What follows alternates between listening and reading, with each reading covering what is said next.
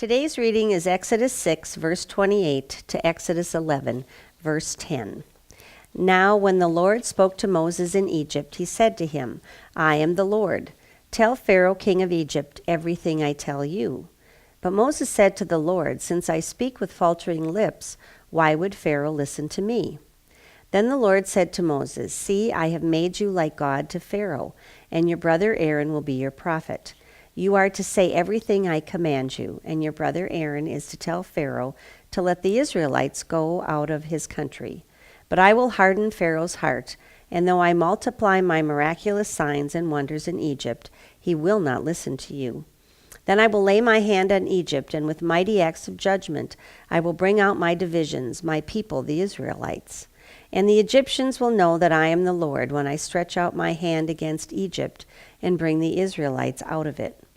Moses and Aaron did just as the Lord commanded them. Moses was 80 years old and Aaron 83 when they spoke to Pharaoh. Aaron's staff becomes a snake. The Lord said to Moses and Aaron, When Pharaoh says to you, perform a miracle, then say to Aaron, Take your staff and throw it down before Pharaoh, and it will become a snake. So Moses and Aaron went to Pharaoh and did just as the Lord commanded. Aaron threw his staff down in front of Pharaoh and his officials, and it became a snake. Pharaoh then summoned wise men and sorcerers, and the Egyptian magicians also did the same things by their secret arts. Each one threw down his staff, and it became a snake. But Aaron's staff swallowed up their staffs. Yet Pharaoh's heart became hard, and he would not listen to them, just as the Lord had said. The plague of blood. Then the Lord said to Moses, Pharaoh's heart is unyielding. He refuses to let the people go. Go to Pharaoh in the morning as he goes out to the water. Wait on the bank of the Nile to meet him, and take in your hand the staff that was changed into a snake.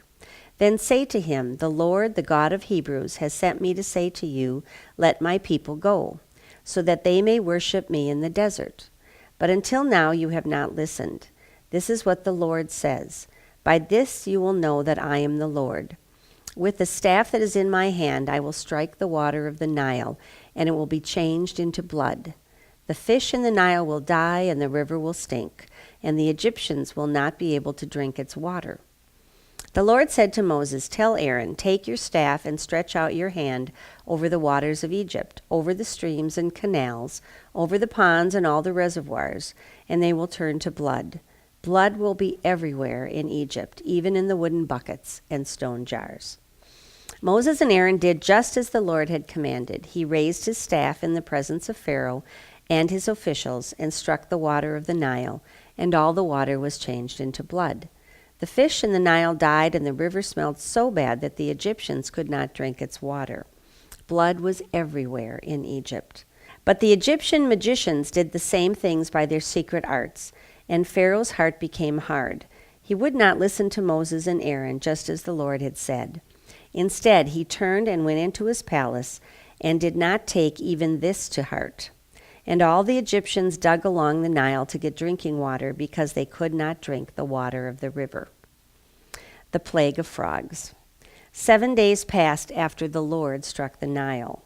Then the Lord said to Moses, Go to Pharaoh and say to him, This is what the Lord says, Let my people go, so that they may worship me. If you refuse to let them go, I will plague your whole country with frogs. The Nile will teem with frogs. They will come up into your palace and your bedroom and onto your bed, into the houses of your officials and on your people, and into your ovens and kneading troughs. The frogs will go up on you and your people and all your officials. Then the Lord said to Moses, Tell Aaron, Stretch out your hand with your staff over the streams and canals and ponds, and make frogs come up on the land of Egypt. So Aaron stretched out his hand over the waters of Egypt, and the frogs came up and covered the land. But the magicians did the same things by their secret arts. They also made frogs come up on the land of Egypt. Pharaoh summoned Moses and Aaron and said, Pray to the Lord to take the frogs away from me and my people, and I will let your people go to offer sacrifices to the Lord.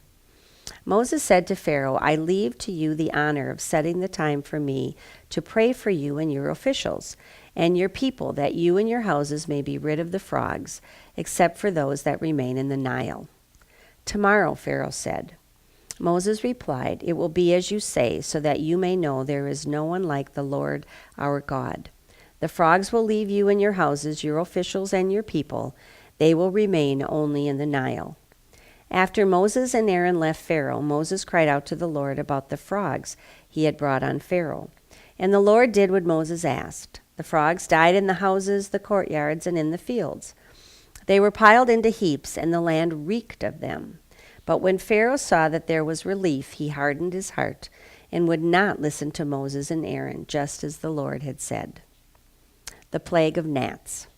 Then the Lord said to Moses, Tell Aaron, stretch out your staff and strike the dust of the ground. And throughout the land of Egypt the dust will become gnats. They did this, and when Aaron stretched out his hand with the staff and struck the dust of the ground, gnats came upon men and animals.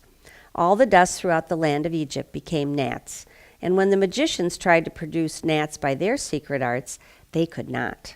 And the gnats were on men and animals.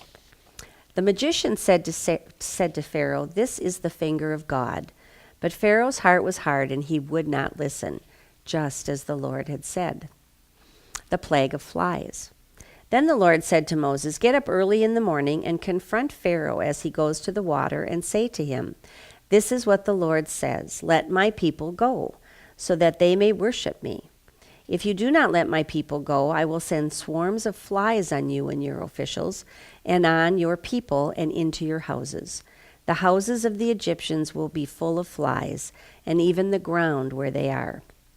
But on that day I will deal differently with the land of Goshen, where my people live. No swarms of flies will be there, so that you will know that I, the Lord, am in this land. I will make a distinction between my people and your people. This miraculous sign will occur tomorrow. And the Lord did this. Dense swarms of flies poured into Pharaoh's palace and into the houses of his officials, and throughout Egypt. The land was ruined by the flies. Then Pharaoh summoned Moses and said, Go, sacrifice to your God here in the land. But Moses said, That would not be right. The sacrifices we offer the Lord our God would be detestable to the Egyptians. And if we offer sacrifices that are detestable in their eyes, will they not stone us? We must take a 3-day journey into the desert to offer sacrifices to the Lord our God, as he commands us. Pharaoh said, I will let you go to offer sacrifices to the Lord your God in the desert, but you must not go very far. Now pray for me. Moses answered, As soon as I leave you, I will pray to the Lord, and tomorrow the flies will leave Pharaoh and his officials and his people. Only be sure that Pharaoh does not act deceitfully again by not letting the people go to offer sacrifices to the Lord. Then Moses left Pharaoh and prayed to the Lord, and the Lord did what Moses asked.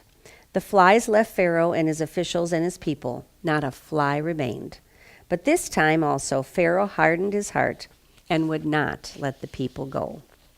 The plague on livestock. Then the Lord said to Moses, Go to Pharaoh and say to him, This is what the Lord, the God of the Hebrews, says, Let my people go so that they may worship me. If you refuse to let them go and continue to hold them back, the hand of the Lord will bring a terrible plague on your livestock in the field, on your horses and donkeys and camels, and on your cattle and sheep and goats. But the Lord will make a distinction between the livestock of Israel and that of Egypt, so that no animal belonging to the Israelites will die. The Lord set a time and said, Tomorrow the Lord will do this in the land. And the next day the Lord did it. All the livestock of the Egyptians died, but not one animal belonging to the Israelites died. Pharaoh sent men to investigate and found that not even one of the animals of the Israelites had died. Yet his heart was unyielding, and he would not let the people go. The plague of boils. Then the Lord said to Moses and Aaron, Take handfuls of soot from a furnace, and have Moses toss it into the air in the presence of Pharaoh. It will become fine dust over the land of Egypt, and festering boils will break out on men and animals throughout the land. So they took soot from a furnace and stood before Pharaoh. Moses tossed it into the air, and festering boils broke out on men and animals. The magicians could not stand before Moses because of the boils that were on them and all the Egyptians. But the Lord hardened Pharaoh's heart, and he would not listen to Moses and Aaron, just as the Lord had said to Moses.